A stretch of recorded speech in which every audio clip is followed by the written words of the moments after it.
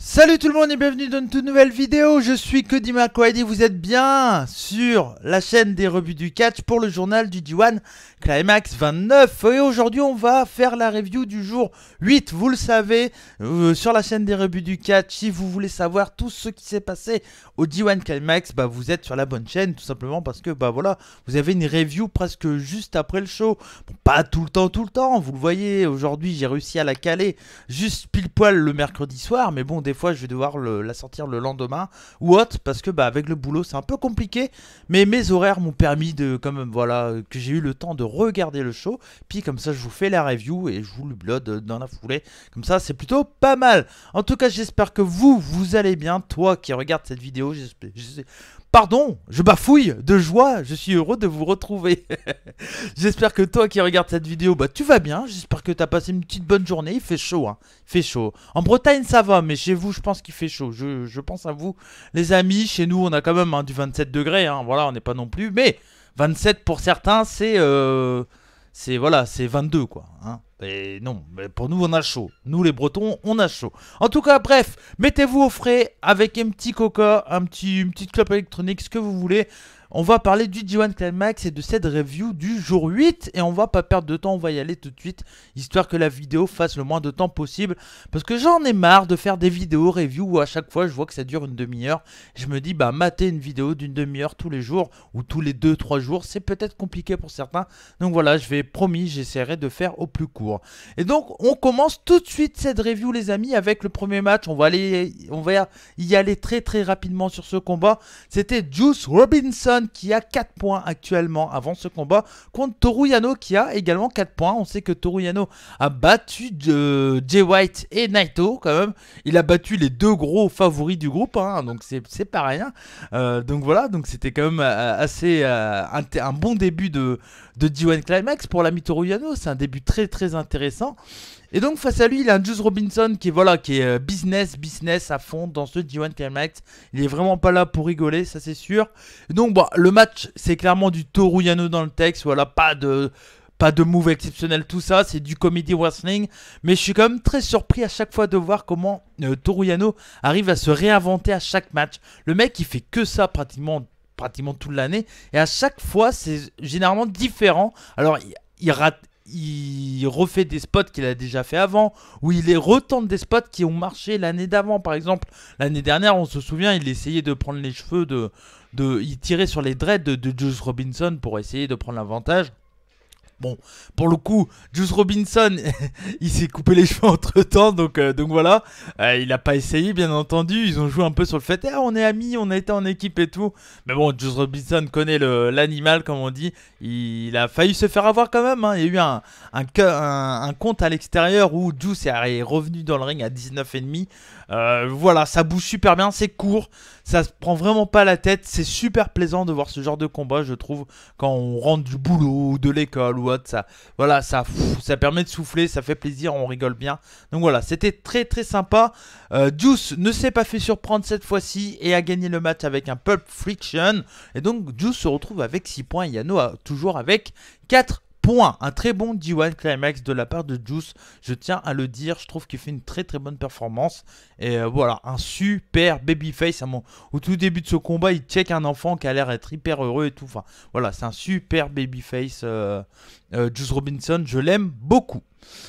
On enchaîne avec le match suivant, c'était Hiroki Goto qui a actuellement avant ce combat 2 points et Tachi qui a également 2 points. Alors que Goto allait arriver sur le ring, hein, tout simplement pour son entrée, Tachi a attaqué Carl Fredericks qui est un Young Lion du LA Dojo. Et on sait que l'histoire de Goto dans ce D1 Climax, c'est que pour se préparer pour ce D1 Climax, Goto s'est entraîné au LA Dojo de Katsuyori Shibata, hein, qui est un de ses amis, bien entendu, et la grande star Katsuyori Shibata, qui est malheureusement blessé. On aurait bien voulu voir un Kenta Shibata, hein. Je pense que ça peut être pas mal. Ça a dû déjà exister d'ailleurs, faudrait que je me renseigne. Si vous le savez, n'hésitez pas à le dire dans les commentaires ou sur Twitter ou Discord. Et donc du coup, il a attaqué pour lui prendre le t-shirt hein, de LA Dojo. Donc comme ça, c'est bien, ça continue un peu la guerre entre le Japon et le LA Dojo. Je trouve ça cool. J'espère vraiment qu'ils vont en faire un truc après le G1 Climax. Pourquoi pas avec un gros match avec, par exemple, je sais pas qui pourrait mettre là-dedans, mais moi je pense que les Young Lions LA Dojo contre les Young Lions Jap Dojo, on va dire, ça pourrait être très très cool pour l'opener de Wrestle Kingdom d'une des deux journées. Je trouve ça vraiment cool. L'idée est cool. L'idée est cool. Pourquoi pas dedans tu mets un ou deux mecs qui pourraient représenter le LA Dojo et le Jap Dojo. Par exemple, tu mets Nagata d'un côté et puis pourquoi pas un gars comme Goto par exemple, si t'as pas trop de programme pour lui dans une des deux équipes. Ça pourrait être un super opener, je trouve, de Wrestle Kingdom. En tout cas, voilà, moi j'espère qu'ils vont vraiment faire ça. Donc du coup, Taichi il prend le t-shirt et l'écrase devant Goto. Du coup, ça énerve directement Goto, hein, bien entendu, vous en doutez. Et Goto, du coup, attaque directement l'ami Taichi. Donc ça, vraiment, ça se met direct dans la gueule. Et ça, je trouve ça plutôt cool. Et un truc que j'adore dans le duo que Taichi a avec Mio Abe, c'est que tout simplement, Mio Abe, alors, Taichi est quelqu'un de dégueulasse, de méchant, de connard, désolé du mot, de malsain, de tous les mots qui peut destiner un enfoiré. Voilà, tout simplement. C'est un gros heal, l'ami Taichi. Et ça, personnellement, j'aime beaucoup son personnage de heal. Pour moi, c'est ce que je dis souvent. Pour moi, il a une tronche un peu de mec de Yakuza qu'on voit dans les mangas, tu sais, dans GTO. Les mecs qui agressent un peu les élèves et tout. Puis t'as toujours Onizuka qui arrive pour défoncer des mecs. Taichi, c'est un mec qui agresse les élèves, quoi. Voilà, c'est un peu ça pour moi, Taichi. Et je trouve qu'il joue très bien son personnage de heal. J'aime beaucoup. Et ce que j'adore avec le duo qu'il a avec Mio Abe, c'est que Mio Abe, c'est tout l'inverse. Qu'est-ce qu'elle a l'air d'être gentille! Qu'est-ce qu'elle a l'air d'être gentille. Elle ramasse le t-shirt, elle le redonne à Carl Fredericks. À un moment, il y a la hit de Taichi, ils vont à l'extérieur. Il y a un peu les affaires des commentateurs japonais qui volent dans tous les sens. On la voit ramasser les affaires et les redonner. Il y avait Kojima qui était sur la table des commentateurs. On voit qu'elle redonne un livre ou je sais pas trop quoi à Kojima. Enfin, elle a l'air d'être hyper gentille comme nana. Et son mec ou catcheur qu'elle manage à côté est un horrible gars. Et ça, je trouve ça super cool. Ça me fait rire, quoi. Franchement, j'aime beaucoup ce duo. Je sais pas si vous l'avez remarqué vous personnellement, mais j'aime beaucoup ce duo. Je trouve qu'ils vont très bien ensemble. Du coup, bon, le match en lui-même, c'est une grosse hit en début de match. Voilà, il se passe pas grand chose jusqu'au moment où Taichi enlève son froc comme d'habitude. Donc Taichi enlève son froc, donc on se dit voilà, ça va commencer à vraiment partir sur un rythme un peu élevé. C'est le cas, bien entendu, c'est tout le temps le cas avec Taichi, donc je m'inquiète plus pour ces débuts de match. C'est tout le temps un peu lent, mais voilà, c'est vraiment pas dérangeant, même quand c'est lent, je trouve pas ça nul à suivre en fait. Donc voilà, ça me dérange pas. Donc il y a Taichi qui enlève son froc, mais Goto le contre avec un Hashigoroshi. Alors je sais pas si c'est Hashigoroshi, peut-être que j'ai un mauvais mot. Alors j'ai essayé de comprendre ce que Kevin Kelly disait. Je sais pas trop le nom de cette prise. Je crois que c'est Hashigoroshi, je crois. Hashigoroshi ou quelque chose comme ça. C'est tout simplement le neck breaker sur le genou que fait tout le temps Goto. Voilà. C'est Ishigoroshi ou Hashigoroshi. Je ne sais plus si c'est un A ou un I. N'hésitez pas à me le dire. De toute façon, je l'aurai peut-être vérifié également.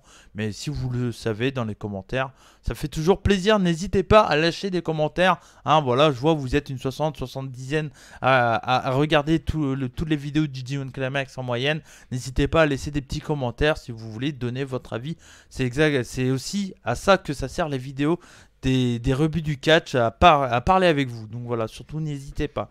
Il y a un coup de pied de Taichi, mais Goto le contre avec sa tête. Ça, j'ai trouvé ce spot, ce moment très cool, très fun à voir. Il y a un bon coup de pied de Taichi, puis on voit Goto qui met la tête en avant du style avec moi tu fais pas ça. Et donc du coup derrière il y a Goto qui repart pour son GTR. Donc son GTR c'est le finish, hein. C'est un espèce de... C'est un STO. Non, c'est pas un STO parce que le STO c'est plus comme le Everything is Evil. Le GTR c'est un espèce de backbreaker un peu. Enfin bon, vous voyez, c'est le finish de Hiroki Goto. Mais Taichi envoie Marty Asami, super arbitre d'ailleurs, encore une fois, je le répète tout le temps, mais voilà, j'adore cet arbitre. Marty Asami, qui est le second arbitre de la NJPW, pas le plus jeune, qui est le milieu, on va dire. Et donc Taichi envoie Marty Asami dans Goto. Du coup bah ref bump, tout ça. Goto repart pour son JTR, mais Taichi s'accroche une nouvelle fois à Marty. Et là il en profite pour lui faire un low blow plus un roll-up pour la victoire. Alors je l'ai pas noté dans les matchs à voir parce que je pense pas que c'est un match à voir, mais ça reste quand même un bon match de catch, ça bouge bien. Il faut aimer les deux personnages, il faut aimer surtout Taichi. Il a une façon d'avoir une hit qui est un peu dérangeante pour certains peut-être. Mais je trouve quand même que ça reste très bon heal. Et il montre des fois des trucs très très cool dans le ring, franchement. Voilà, je trouve que c'est un bon heal intelligent, pas au point de Jay White. Je vais y revenir, mais je trouve que c'est plutôt un bon catcheur en tout cas.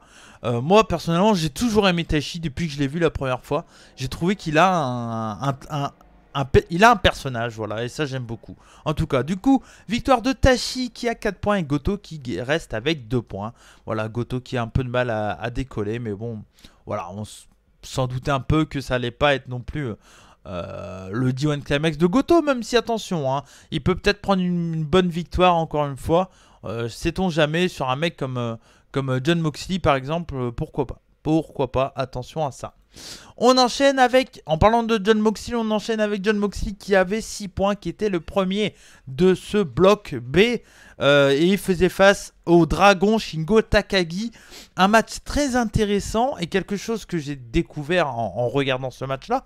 Et je ne sais pas si vous êtes au courant, donc je vais en profiter pour le dire dans cette vidéo. Peut-être que ça sera une info que vous n'avez pas eue. Ces deux hommes ont un passé. Alors, ils ont un passé pas vraiment sur le même ring, mais ils ont quand même un petit passé. Ils se sont sûrement déjà rencontrés, j'ai pas eu le temps de vérifier ça. Mais si je vous dis qu'ils ont un passé, c'est tout simplement parce que chez Dragon Gate, quand Shingo, hein, vous le savez peut-être, Shingo Takagi a été un grand catcheur de Dragon Gate. Une des, on va dire, dans les top 5 des structures au Japon. Hein, Dragon Gate fait partie des mêmes styles que DDT, BG Dub, Noah bien entendu. Et Dragon Gate, voilà, c'est à peu près les structures qui sont derrière NJPW. Vous m'en excuserez si j'en ai oublié une. Voilà, parce que je l'ai dit comme ça sur la va-vite. Et donc Shingo, quand il était chez Dragon Gate, avait créé une faction, une stable, sous le nom de Kamikaze. Et quand il y a eu Dragon Gate USA qui a été créé, il y a eu la Kamikaze USA qui a été créée également, donc chez Dragon Gate USA.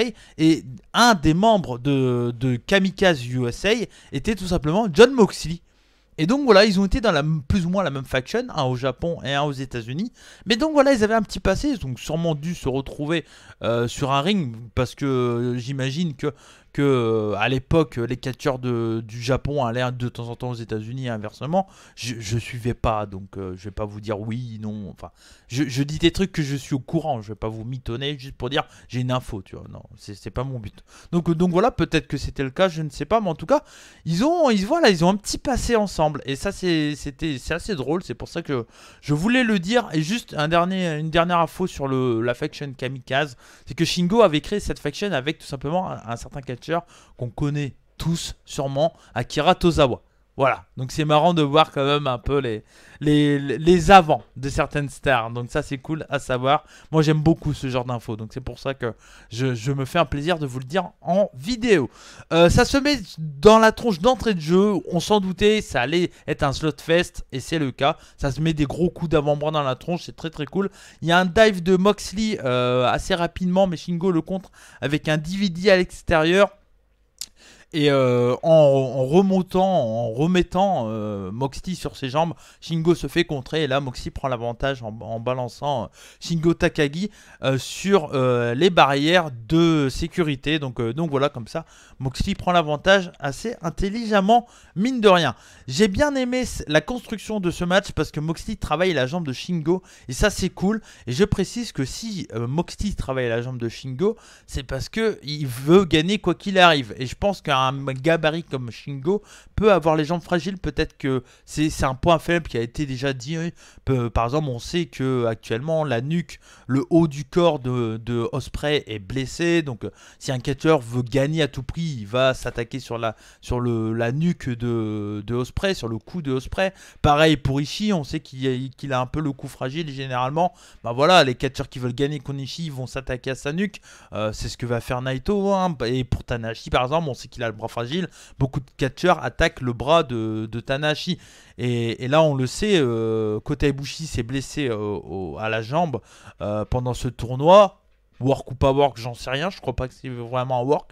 Bon, du coup, ils en profitent, ils en jouent. Beaucoup de catcheurs vont attaquer la jambe pour, voilà, parce que pour affaiblir son adversaire. Donc, c'est ça qui est cool. Il joue très bien le truc. Et donc, du coup, tout le long du match, Moxley travaille la jambe de Shingo Takagi un peu dans la même façon qu'il avait fait contre Juice Robinson pour le titre US, qui était plutôt très sympa.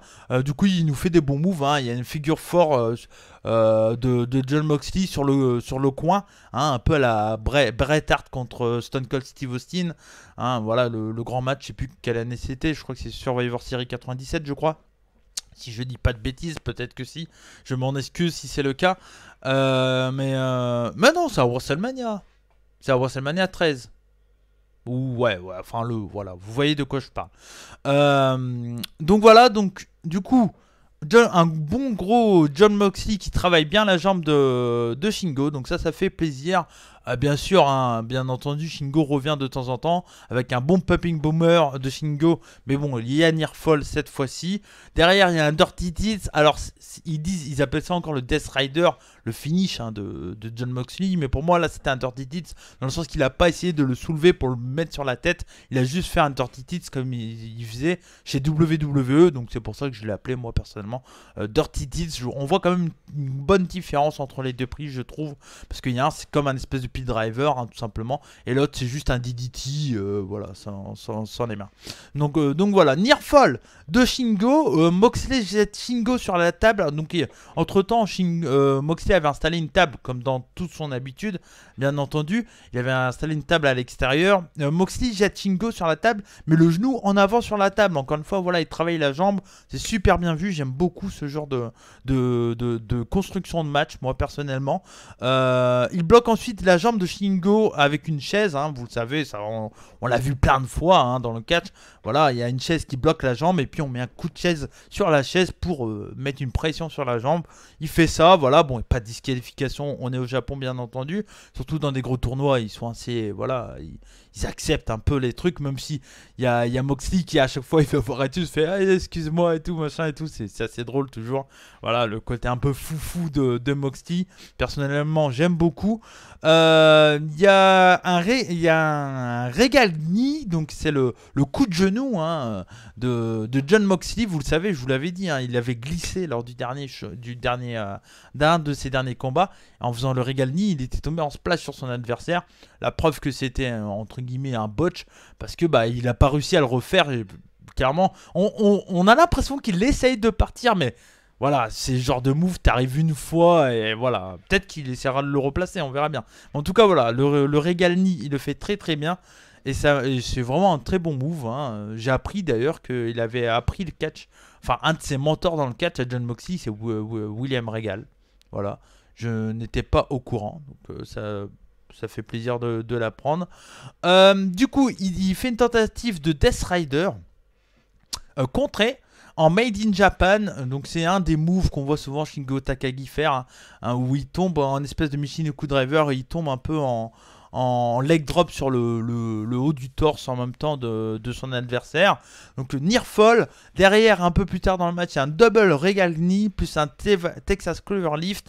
Et là, voilà, le travail de John Moxley, l'intelligence de John Moxley dans ce combat fait que Shingo Takagi peut pas résister et doit abandonner. Je crois que c'est la deuxième fois que Shingo abandonne dans ce G1 Climax. Peut-être que je dis une connerie. Faudrait vérifier, je ne sais plus, mais je crois qu'il a déjà abandonné. Je sais plus trop, mais bon, c'est normal. Et voilà, bon travail de la part de John Moxley. Pour moi, c'est un match à voir. Je vous le conseille, c'est vraiment un très bon match. Encore une fois, j'ai pas été déçu. Je m'attendais à un bon match assez brutasse et tout. J'ai eu ce que je voulais, donc voilà, très très bien. Voilà. Très très bon match. Moxley qui est tout seul en tête dans ce bloc B avec 8 points. Et donc Shingo il a toujours 4 points. Bon voilà, Shingo va quand même reprendre des bonnes victoires je pense. Et attention, il y a encore ce match contre Naito qui n'est pas encore arrivé. J'ai hâte de voir ça, ça risque d'être pas mal. On enchaîne du coup dans ce bloc B les amis avec Jay White contre Jeff Cobb. Donc c'était le semi-final pardon, de cette journée du G1 Climax. Et donc comme d'habitude White refuse le combat. Voilà, ça on a l'habitude bien entendu. Après le début de domination de Cobb, White reprend l'avantage grâce à Gedo. On a l'habitude bien entendu. Alors quand je dis reprend l'avantage, tout simplement c'est que Gedo essaie d'intervenir, se fait distraire, du coup White en profite pour prendre l'avantage. RAS pour le moment, c'est du White habituel, c'est un super heal et j'y reviendrai. Voilà, j'y reviendrai. Après un Salmon Drop, bah, j'y reviens tout de suite d'ailleurs, parce qu'après un Salmon Drop de Cobb, hein, magnifiquement porté, super bien, on sait que Cobb adore faire son saut carpé pour revenir sur ses jambes, surtout en début de combat. Et là, quand il va faire pour faire le saut carpé, White a une intelligence de dingue, de juste quand il va pour sauter, il le chope les cheveux, du coup, ben, Cobb peut pas faire son saut carpé et retombe en arrière. Et quelle intelligence dans le ring de Jay White. L'intelligence de ce heal est incroyable. Je sais pas s'il est booké comme ça, si c'est des mecs qui lui disent de faire ça, ou si ça vient de lui, parce que je trouve qu'il a une intelligence de placement, de tricherie pour son jeune âge, qui est vraiment impressionnante. Je trouve que c'est vraiment impressionnant. Il ressent son adversaire. Alors peut-être qu'il est booké comme ça, hein, tout simplement, mais franchement... J'en ai même fracassé mon ordi. Il m'a impressionné et c'est pas la première fois qu'il m'impressionne comme ça, mais là dans ce combat j'ai vraiment trouvé qu'il faisait un super taf de heal. White est tellement intelligent, c'est fou. Il a une intelligence dans le ring pour son âge qui est vraiment incroyable. C'est un gros diamant, hein, ce Jay White, clairement. On sent que Gedo a eu le bon pif de miser dessus, hein, voilà. On sait, hein, ça a un peu mal commencé contre Tanahashi à Wrestle Kingdom l'année dernière, mais là franchement l'évolution du mec... Voilà, vraiment très bon. Bien entendu, match de Jay White, un moment ou un autre, il y a un ref bump. Intervention de Gedo, mais Cobb contre. Mais Gedo se fait contrer hein, par Jeff Cobb. Et là, donc, il y a un low blow de la part de Jay White. Derrière, Cobb arrive à recontrer. Tour of the Island, donc le gros finish hein, de Jeff Cobb, contré en Blade Runner, et la victoire de Jay White. Fin de streak pour White, enfin, on s'en doutait. Voilà, il n'y avait pas trop de surprises. On s'en doutait que Jay White, à partir de maintenant, je pense que il va remonter petit à petit et Moxley va commencer à perdre. Hein. Moxley va avoir un combat contre Naito. Je pense que ça va être la première défaite de Moxley à la prochaine journée. Je crois que c'est dimanche prochain. Donc on va voir ça. Mais en tout cas... super match, grosse performance de Cobb qui s'est bien fait applaudir, je trouve. Bah, le travail de White est tellement bon que le public est obligé de l'applaudir. Hein. Franchement, voilà, pour moi, un bon face a besoin d'un bon heel. Logiquement, et un bon heel n'a pas spécialement besoin d'avoir un bon face. C'est le heel qui lead le match, c'est ce qu'on dit tout le temps. Et voilà, je trouve que c'était vraiment très bien. Un très bon match à voir, clairement. C'est un match hyper intelligent. Il y a des super souplexes. Il y a une incroyable superplex de Jeff Cobb, un moment dans le coin qui est... ça envoie du pâté, quoi. Cette superplex envoie clairement du gros pâté. C'était très bien. Un bon match à voir, bien entendu. White, du coup, qui se retrouve avec 2 points. Et Cobb également avec 2 points. Voilà, j'ai mis 0, mais je me suis trompé. Il avait gagné le match contre Juice Robinson à la journée d'avant. On enchaîne avec la finale, le main event de cette journée. C'était Tetsuya Naito 2 points contre Tomohiro Ishii. Bon. Vous en doutez, match à voir, bien entendu, parce que voilà, je vous le dis tout de suite, et pour histoire de faire un peu moins de 25 minutes, c'est un match vraiment à voir. Il y a des gros moves. Naito travaille intelligemment la nuque de Ishii, donc ça, je vous l'ai dit, c'est intelligent parce que Ishii a des mal à la nuque. Après tout, c'est une neck bump qui prend tout le temps. Voilà, donc c'est du grand classique, mais qu'est-ce que c'est bien.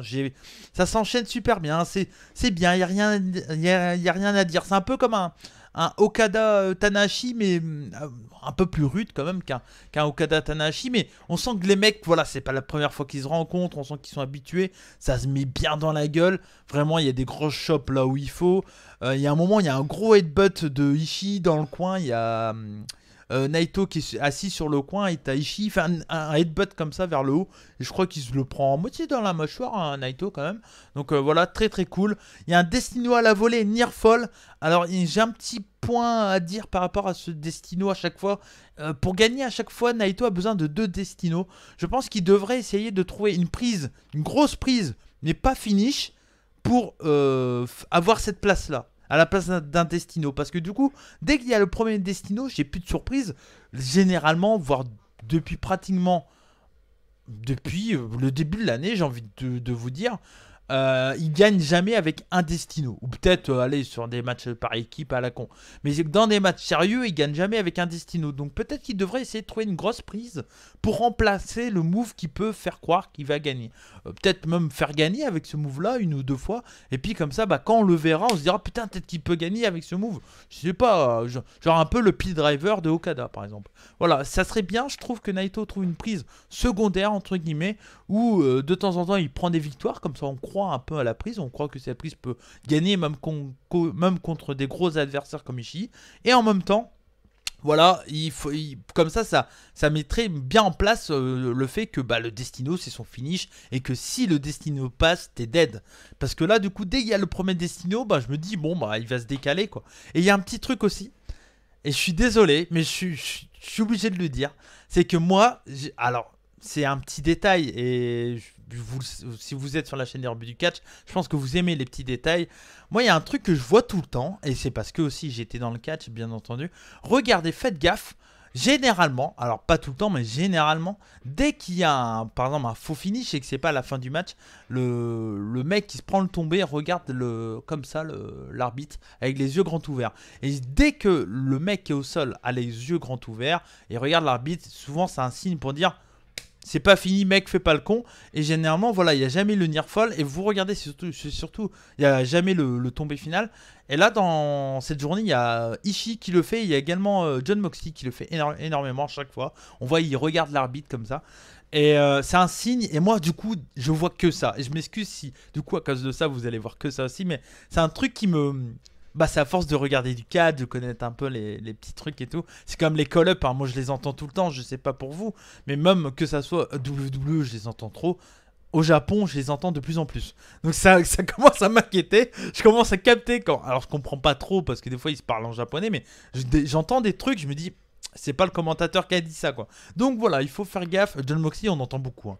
On entend beaucoup quand il dit des trucs avec Shingo. À un moment, il dit close line et juste après, c'est une close line. Donc voilà, c'est un peu peut-être l'habitude de WWE pour Jon Moxley. Mais voilà, ça reste des petits détails, mais que moi je remarque. Et je suis désolé, mais essayez de faire attention quand même si vous avez jamais fait gaffe à ça. Les yeux grands ouverts quand il y a un nearfall, c'est pratiquement à 80%, c'est toujours le cas. Et ça du coup, bah, ça m'enlève un peu des fois le truc. Mais des fois, ça me surprend. Hein. Des fois, le mec il a les yeux grands ouverts et c'est quand même la fin. Hein. Ça marche pas à tous les coups, mais faites attention à ça. Vous m'en direz des nouvelles. En tout cas, voilà. Super match, bien entendu, un match à voir. Il y a eu un gros DDT. Où Ishii nocelle après clothesline, sliding clothesline, nearfall, et après un peu plus tard Destino pour la victoire de Naito. Naito qui se retrouve avec 4 points, Ishii également avec 4 points, donc un super match à voir, un des meilleurs matchs du D1 Climax je pense.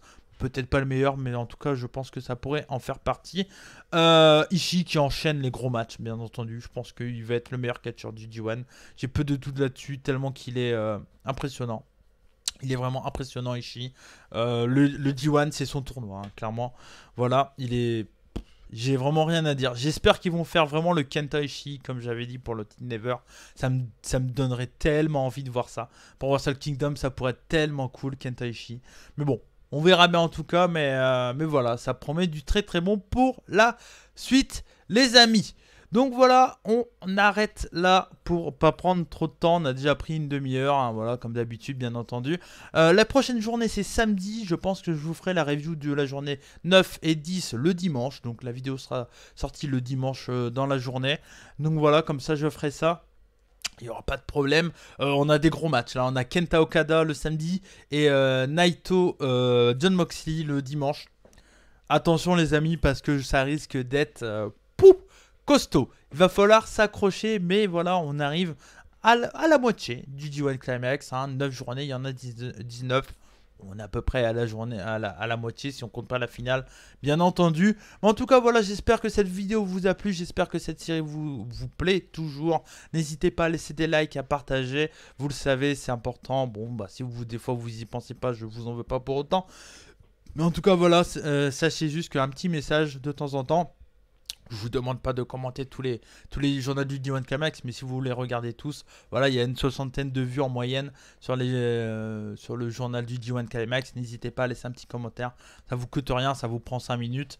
Et voilà, moi ça me ferait énormément plaisir en tout cas de savoir si ça vous plaît. Si vous avez des trucs à me dire sur le format de l'émission, n'hésitez pas à me le dire. Voilà, si vous avez des propositions, voilà. Je compte sur vous, les amis. Je vous fais des bisous. C'était Cody McLeod pour la chaîne des rebuts du catch. Et comme on dit chez nous, banzai, soyez curieux. Ciao et à dimanche.